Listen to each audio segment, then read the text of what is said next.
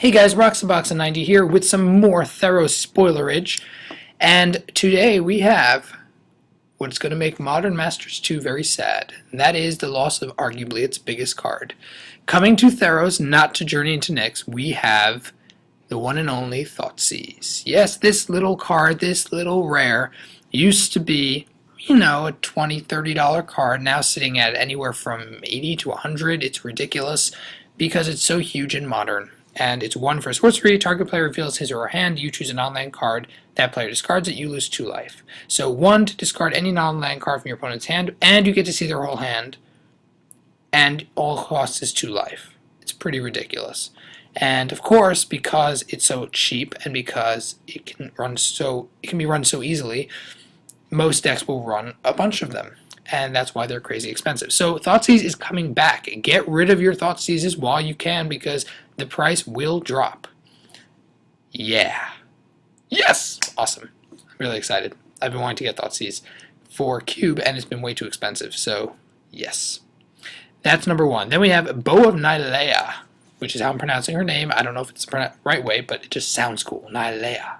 It's like Gaia. Nylea. Anyway, Bow of Nylea is 1 and 2 green for a legendary enchantment artifact, which is this cycle, like Bident. Attacking creatures you control have Death Touch. 1 in a green, tap, choose 1. Put a 1/1 counter on target creature, or Bow of Nylea deals damage to target creature, or flying, or gain 3 life, or put up to 4 life, or put up to 4 target cards from your graveyard on the bottom of your library in any order. Is that a lot of abilities or what? That's kind of ridiculous.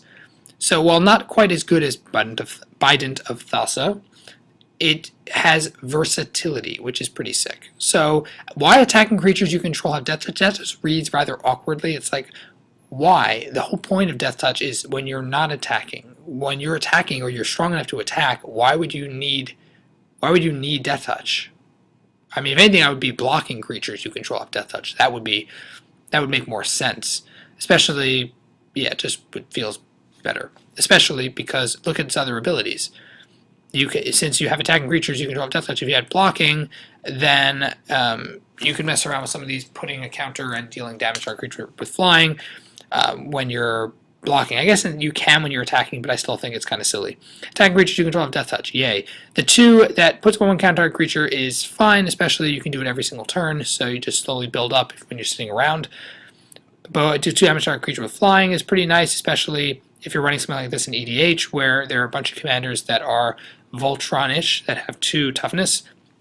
Yes, Kalia, I am looking at you. You have 2/2, so if you can land this right before they land their Kalia, it's a nice deterrent.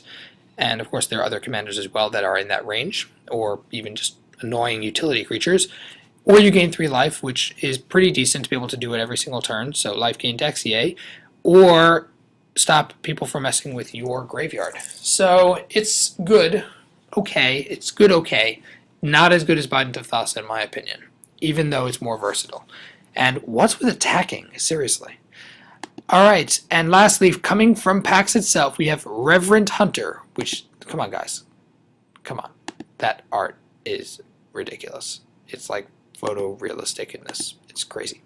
Anyway, it's 2 and 1 for a 1/1 human archer. Humans, okay, human. When it enters the battlefield, put a number of 1/1 counters on it equal to your devotion to green. So basically means it hits the battlefield guaranteed. Remember, it says 1 green, 3 for a 2/2. But if you have more creatures, if you have your Llanowar Elf, your 1 or 2 drops, and then you land him, it can be a 3/3 or a 4/4, which is pretty solid. Aggro. He doesn't really have any other abilities, which makes him kind of not as good. But obviously, the idea being you can drop him for 3, and even late game when you have a lot of green, and then he becomes really big. So for limited, this will be pretty sick. I don't think it's quite constructed viable, but we shall see. Gift of Immortality is 2 and a white for an enchantment aura, enchant creature. When it dies, return that card to the battlefield under its owner's control. Return Gift of Immortality to the battlefield attached to that creature at the beginning of the next end step. So pretty much, it's if you can somehow stop your creature from dying the second time, you can keep, and so on and so forth, you can keep a loop of returning the creature, which I think kind of fits the Immortality scheme, Gift of Immortality. And this is the artwork for it, so we get to finally see where this art is being placed, and it looks pretty good. I really do like it. I don't know if it's constructed viable. It depends again how much removal is around, because if there's not a lot of really good removal, especially instant speed removal in the standard format, then a card like this will be pretty insane, because if you land it, you play a huge creature, you land this on that creature, you're basically never going to have that creature die. Basically. It's pretty solid, I have to say. Pretty solid. Yeah, so those are our spoilers. We have Thoughtseize, Bow of Nylea, and the 2 cards from PAX. And of course, we'll be seeing more cards coming out of PAX, I'm sure.